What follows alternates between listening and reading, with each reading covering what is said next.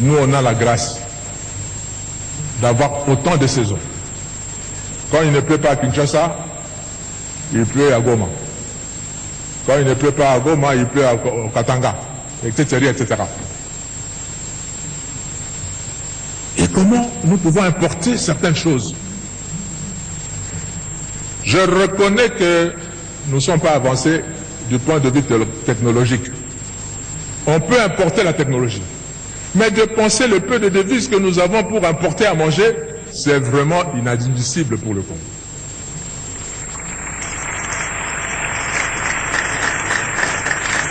Nous devons léguer à notre pays, à nos enfants, pardon, un pays où l'État existe réellement.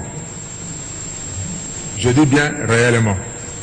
Parce que j'ai l'impression que l'État n'existe pas vraiment. Je vais donner juste un exemple.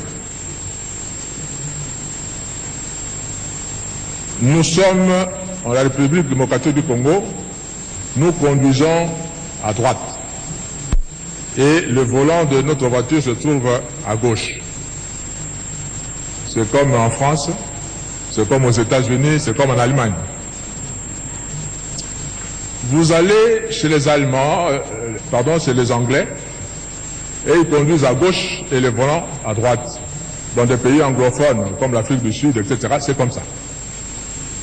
Dans tout ce pays, quand vous allez, là où on conduit à gauche et le volant à droite, toutes les voitures sont comme ça. Vous allez dans d'autres pays où on conduit à droite comme nous et le volant à gauche, toutes les voitures sont comme ça, sauf chez nous. Les volants devaient être à gauche. Nous avons importé autant de voitures dont le volant se trouve à gauche et ça entre par nos frontières. Alors que si vous osez faire ça aux États-Unis, on vous dira que c'est non conforme à la législation américaine, ça n'entre pas.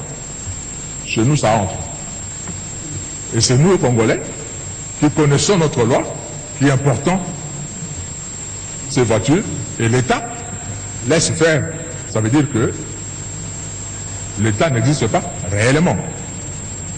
Il faut renforcer l'autorité de l'État. Nous devons léguer à nos enfants un pays où l'État est réel.